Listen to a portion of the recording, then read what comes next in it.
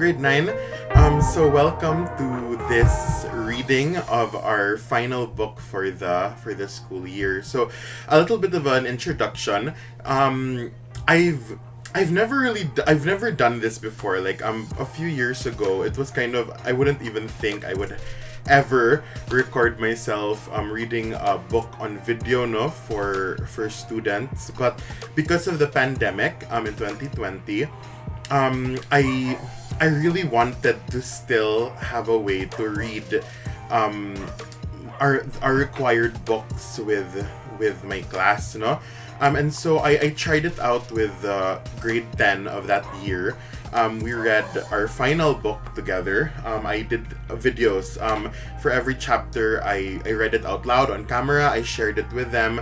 And they really appreciated it and they really connected to it, no? That they were literally not reading a book by themselves, that they were reading it with their lit teacher. And they really expressed thankfulness for that. And then for the future classes, when I wasn't sure if they would be interested in it, like I just sent them the link to the YouTube playlist of us reading that book together, of me reading the book for the grade 10 who went before them. But then they also loved the experience, and so when I got feedback from two grade 10 classes, no, and they really said that they loved the experience of having me read a book to them, I figured I had to do it for every class. So we do have it with the grade 7. So it started with the grade 10, okay? And then for the grade 7, I did it for them as well.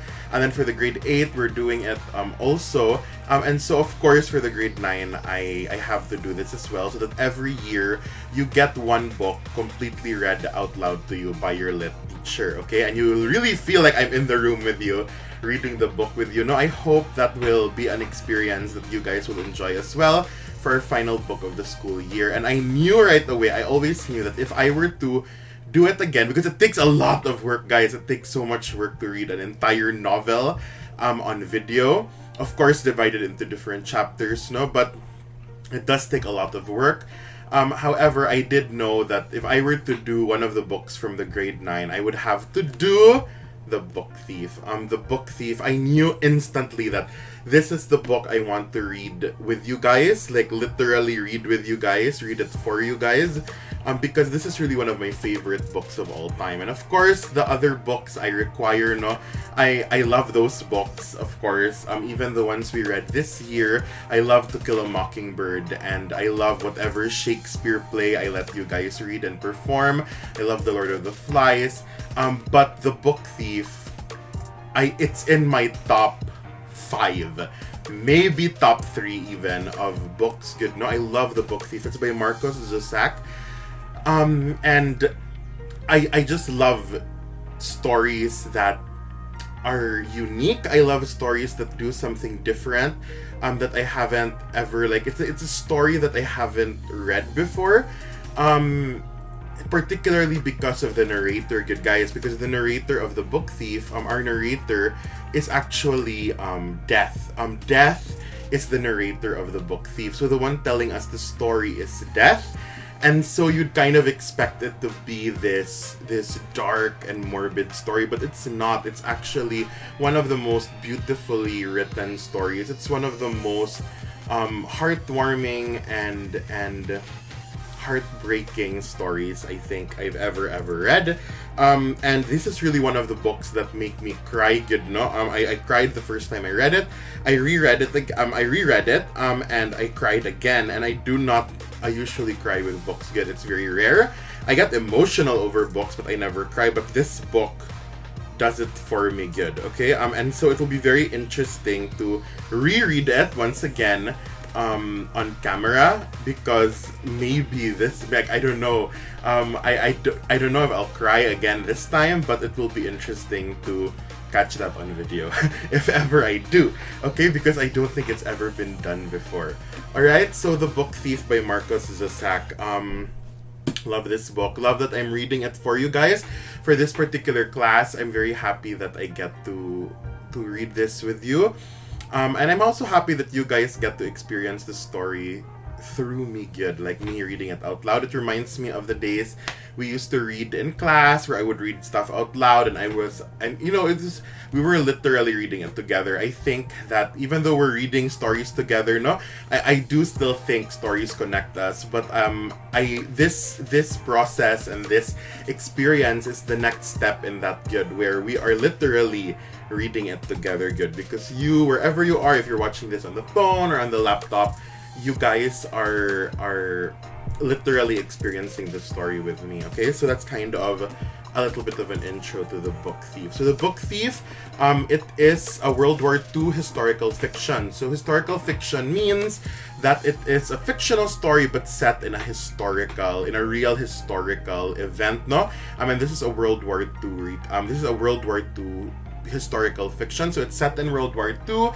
Particularly, it's focusing on a German family during World War II. Okay, and again, it's narrated by Death, and it's just a unique piece of literature, good, and it's considered to be a modern classic. Okay, and again, I'm so happy to be experiencing this with you. The Book Thief by Marcus Zusak, for Elizabeth and Helmut Zusak, with love and admiration. Prologue. A mountain range of rubble in which our narrator introduces himself, the colors, and the book thief. This is the prologue. Death and chocolate. First the colors, then the humans. That's usually how I see things, or at least how I try. Here's a small fact. You are going to die. I am in all truthfulness attempting to be cheerful about this whole topic, though most people find themselves hindered in believing me, no matter my protestations. Please trust me, I most definitely can be cheerful. I can be amiable, agreeable, affable, and that's only the A's. Just don't ask me to be nice. Nice has nothing to do with me. Reaction to the aforementioned fact. Does this worry you? I urge you, don't be afraid. I'm nothing if not fair. So you should be reading along, guys, no? And right away you do see how different this book is, no? I'll try to catch it on camera, because there's a lot of these little like footnotes, and it's not told purely through paragraphs. There's a lot of artistry in the way the words are arranged. There's a lot of poetry to it. It's divided. It has a different form than just your typical book that's divided into chunks of paragraph. This book is more poetic good in its form and in its writing. Of course, an introduction, a beginning. Where are my manners? I could introduce myself properly, but it's not really necessary. You will know me well enough, and soon enough, depending on a diverse range of variables. It suffices to say that at some point in time I will be standing over you, as genially as possible. Your soul will be in my arms. A color will be perched on my shoulder. I will carry you gently away.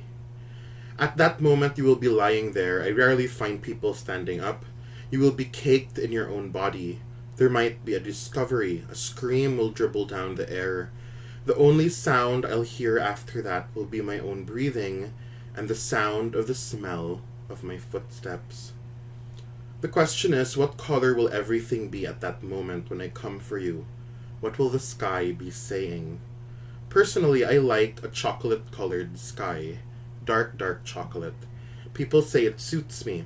I do, however, try to enjoy every color I see, the whole spectrum. A billion or so flavors, none of them quite the same, and a sky to slowly suck on. It takes the edge off the stress. It helps me relax. A small theory.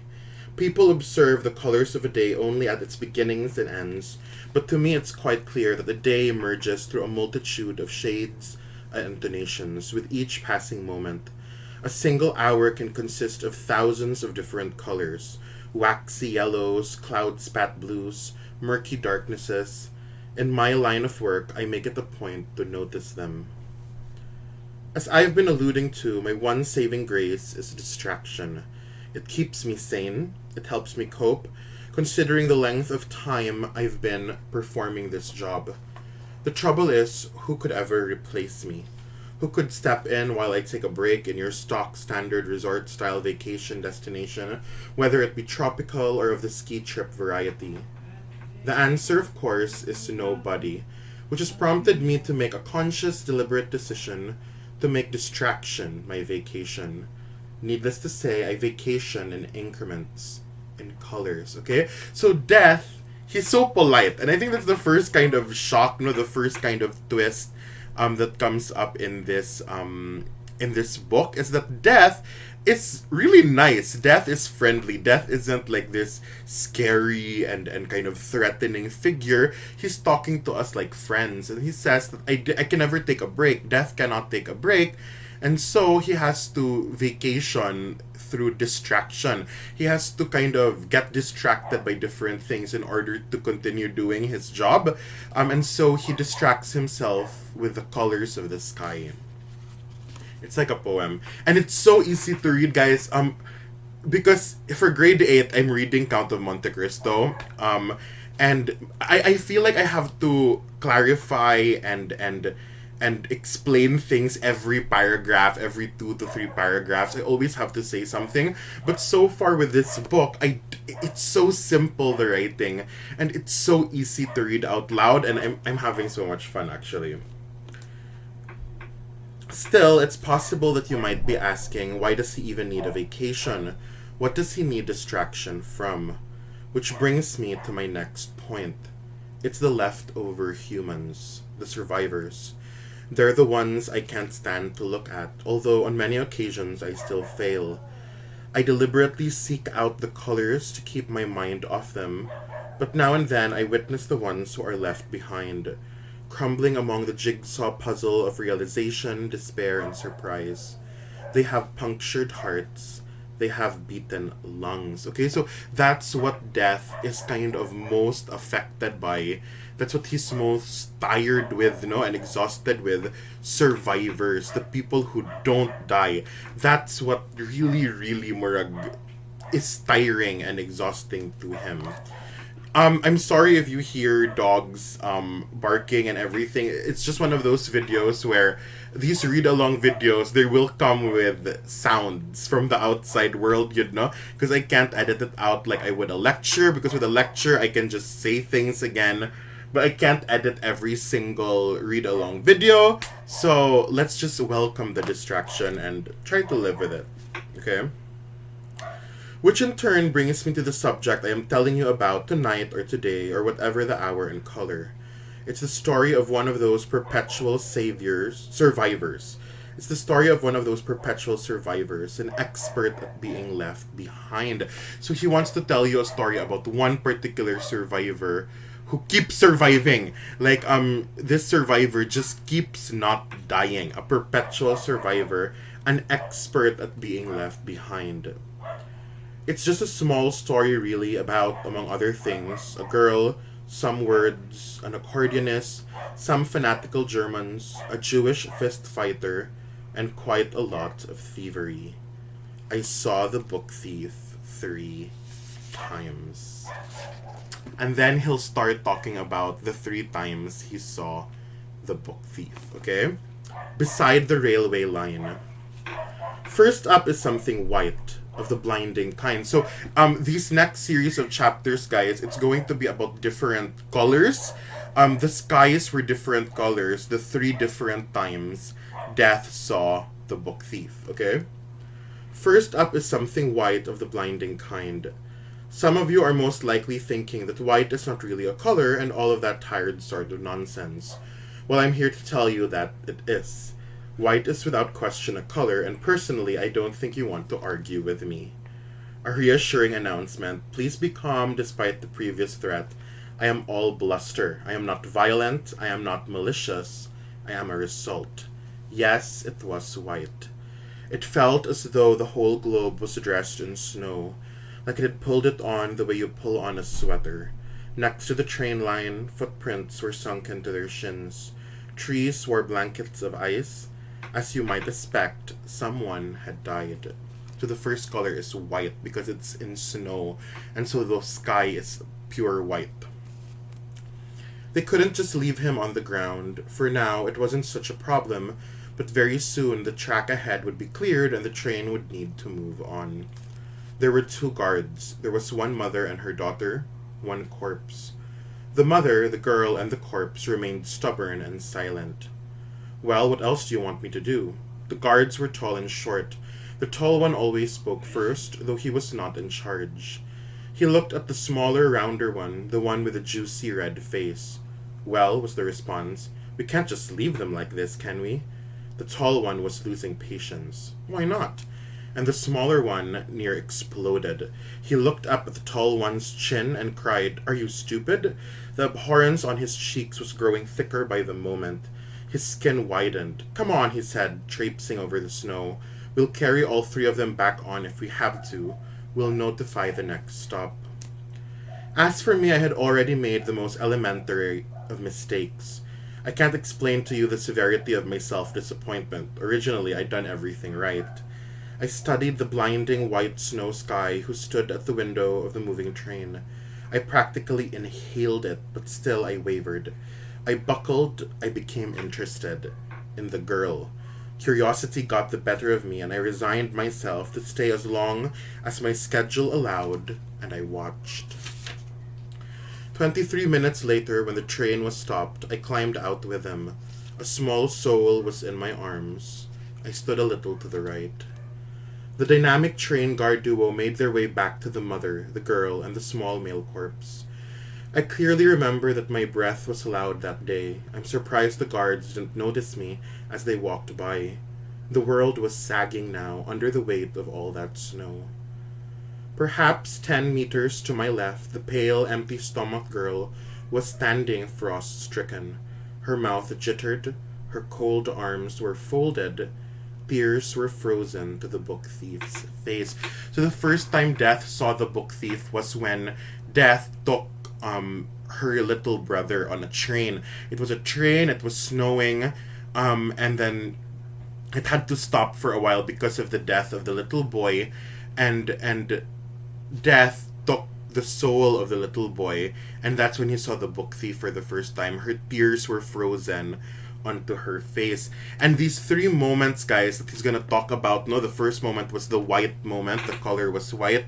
These are kind of going to be checkpoints throughout the novel. They are going to be kind of, they're like the outline of the novel, okay, where like things will happen in between these moments, but these were the three moments where Death really saw the book thief with his own eyes. The eclipse.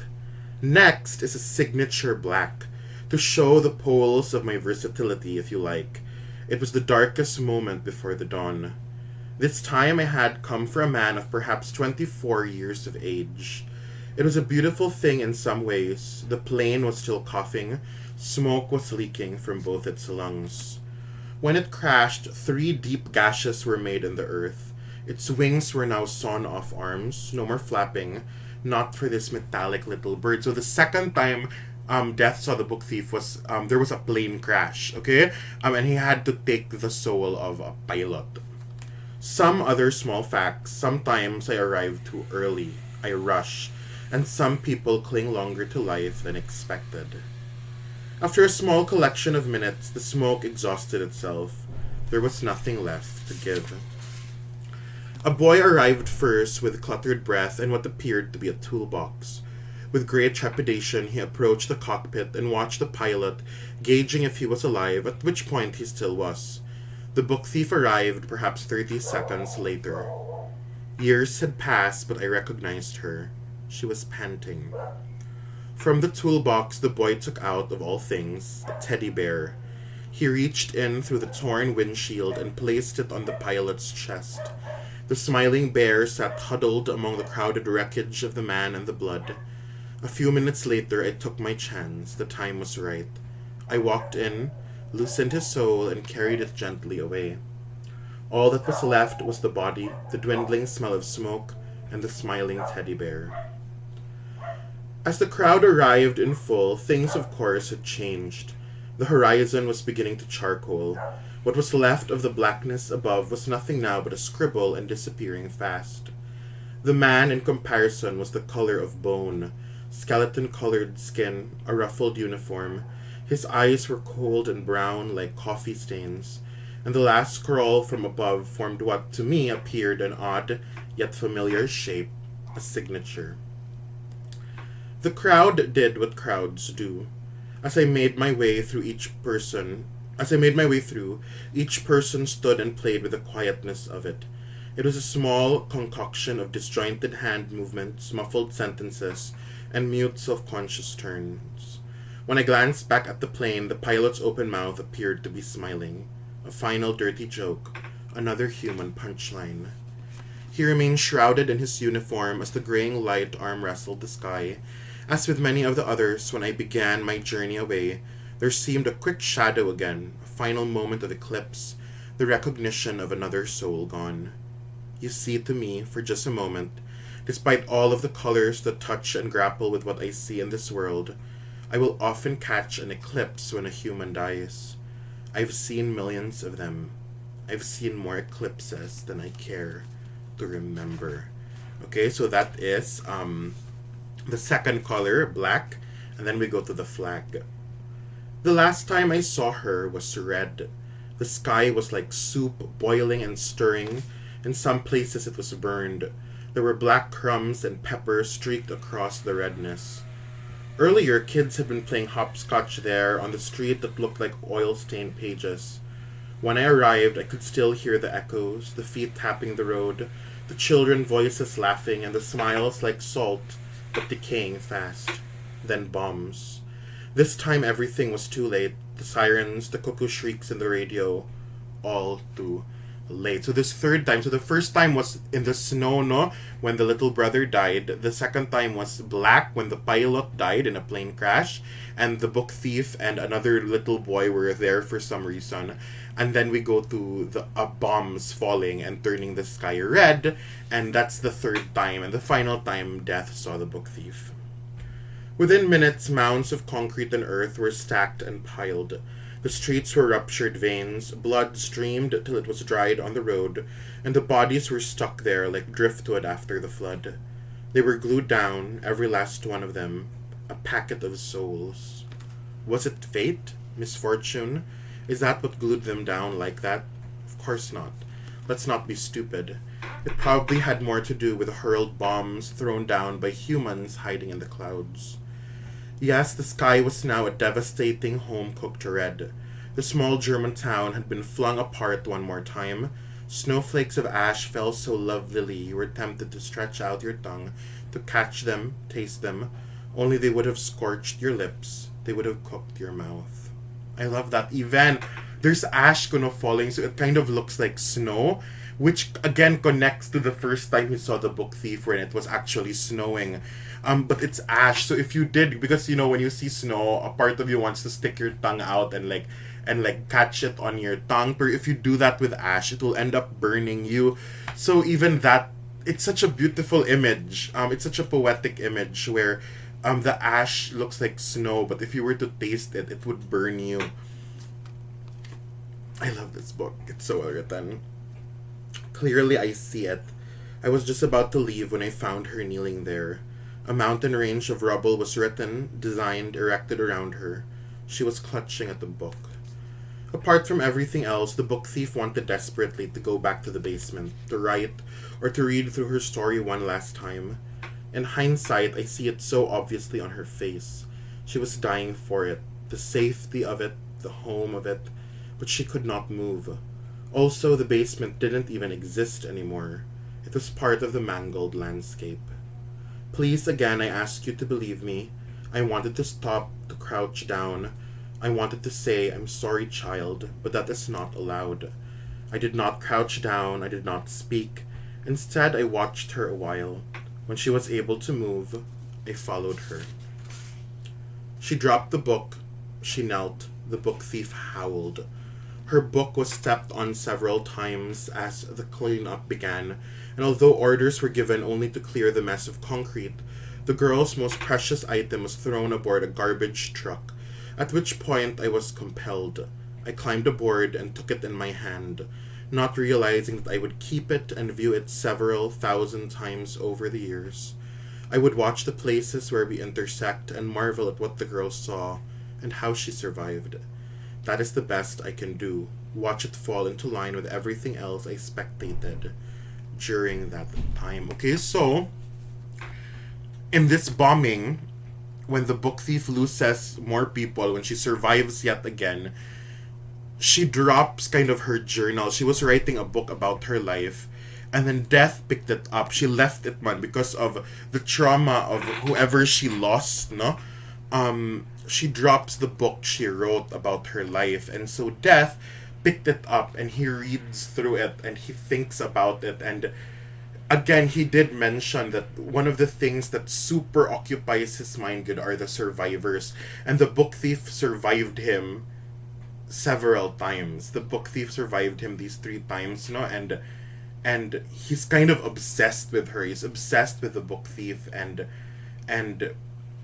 he's very emotionally connected to her. When I recollect her, I see a long list of colors, but it's the 3 in which I saw her in the flesh that resonate the most. Sometimes I manage to float far above those 3 moments. I hang suspended until a septic truth bleeds towards clarity. That's when I see them formulate. The colors, red, white, black. Okay, so those are the 3 colors, guys. And what's so amazing is that those are the colors of the Nazi flag. Okay, a red square, okay, a white circle, and black lines. If you put those together, you get the Nazi flag. They fall on top of each other, the scribbled signature black onto the blinding global white, onto the thick soupy red. Yes, often I am reminded of her, and in one of my vast array of pockets, I have kept her story to retell. It is one of the small legion I carry, each one extraordinary in its own right, each one an attempt, an immense leap of an attempt to prove to me that you and your human existence are worth it. I love that line. Before we move on, look, if you look at your book, no, you can see it. I'm trying to get a good angle. There, no, you can see red square, white circle, black lines, and if you layer those on top of each other, you get the Nazi flag. And then I love this line, no? The story of the book thief. He put this. I'll just reread that. I have kept her story to retell. It is one of the small legion I carry, each one extraordinary in its own right. Each one an attempt. So every story he keeps is an attempt, an immense leap of an attempt to prove to me that you and your human existence are worth it. Here it is, one of a handful, the book thief. If you feel like it, come with me. I will tell you a story. I'll show you something. And that is the prologue of the book thief. So we're gonna move on to part 1 in the next video.